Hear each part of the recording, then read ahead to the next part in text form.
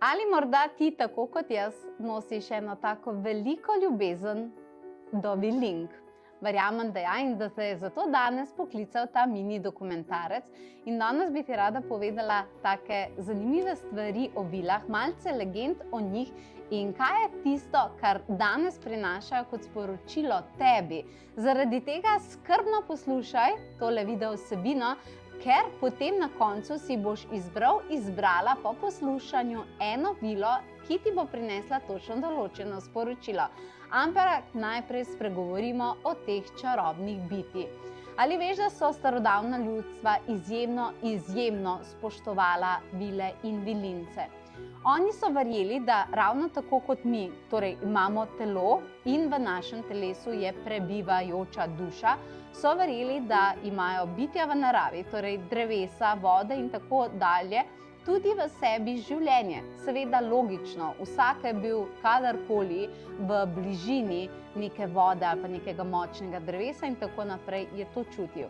In oni so to poimenovali spirits, spirits of nature, kar pomeni v bistvu duh narave, torej če naša duša, torej naš duh, so verjeli, da so ravno tako elementali v naravi naseljeni s temi spiriti in te spiriti so dobili seveda svoje ime in to so vile in vilinci.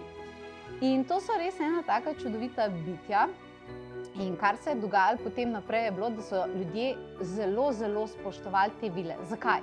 Zaradi tega, ker so ljudje vedeli, da so vile, vilinci in da je narava seveda sposobna manifestirati, bodimo iskreni, veliko bolj kot človek. In sicer v naravi, če gledaš, ko se nekaj zgodi ali pa kaj težkega zgodi in tako naprej, se recimo narava zna veliko hitreje regenerirati, kot pa recimo človek. Človek, ko mu nekaj, Bog ne daj, zgori, pa tako naprej, rabi veliko časa, da zgradi nazaj svojo manifestacijo, kot pa recimo znajo to delati vile v naravi. In zaradi tega so se ljudje vedno obračali po nasvete in po energijo k vilinskim bitjem. In potem dejansko se je nekaj zalomilo. Potem so pa vile in vilinci pristali, se ne da je s tem kaj narobe, ampak so pristali samo v pravljicah, primerne za otroke. Zakaj? Rada bi ti povedala, da človeški si včasih res naredi veliko škode. Torej, starodavna ljudstva so vedela, da vile živijo z nami in da prinašajo obilje dobrega, potem so se pa našli številni ljudje, ki so logično razložili zadevo drugače. In sicer te vile in vilince se je dalo v naravi veliko videti, veš, in vedno so jih videli kot take srebrne iskrice. Ampak potem so se pa našli ljudje, ki so razložili za logiko te srebrne iskrice in so rekli, da ta si, torej te srebrne iskrice, prihajajo iz železnih orožij od osvojevalcev, ki pridejo na neko ozemlje, ga seveda osvojiti. In potem so rekli, da ljudje to videvajo, v bistvu ta les od vseh teh orožij. In tukaj je prišla potem tudi ta legenda, da v bistvu vile poškoduje železo. Ampak to je ena taka res izjemno velika škoda, da je do tega prišlo. Mi se hočemo pa zdaj vrniti nazaj v stik s temi vilami. In te vile sedaj prihajajo preko mene v stik s teboj. Rada bi, da čist malce zapreš oči in jaz ti bom naštela 4 vrste elementalov, seveda jih je veliko, ampak 4 primarne vrste vilinc in vil. In bi rada, da izbereš, katera te intuitivno najbolj pokliče. Ok, imaš 4 možnosti. Prva je ognjena vila. Druga je vodna vila. Tretja je zemeljska vila. In četrta je zračna vila. Če ti naštejem te 4 vile, katera je tista, kar rečeš, da te najbolj zdaj pritegne? In zdaj bi ti rada povedala, kaj tvoj izbor pomeni. Tisti, ki ste zbrali ognjeno vilo, pomeni, da imate v sebi kup enih emocij, ki v vas žarijo kot ogenj in nikakor ne pridejo na plano in lahko pride do tega potem, da v danih trenutkih izbruhnete ali pa znorite, pa imate vsega vrh glave. vi z vilami delajte na umirjanju in predvsem na temu, da lahko emocije izraste. Ne, da jih potlačite, ampak da jih lahko izrazite. Tisti, ki ste izbrali vodno vilo, vi imate definitivno svojo moč, fajn moč, ampak včasih vam lahko tudi zaniha v čustvih. Za vas je predvsem pomembno, da niste razočarani in da niste prestrašeni. In predvsem bi rekla, da z vilami delajte na zaupanju, zaradi tega, ker voda se nikoli ne sprašuje, kje bo tekla, ampak preprosto teče. Potem imaš zemeljsko vilo. Zemeljska vila je pa tista, ki reče, je treba delati.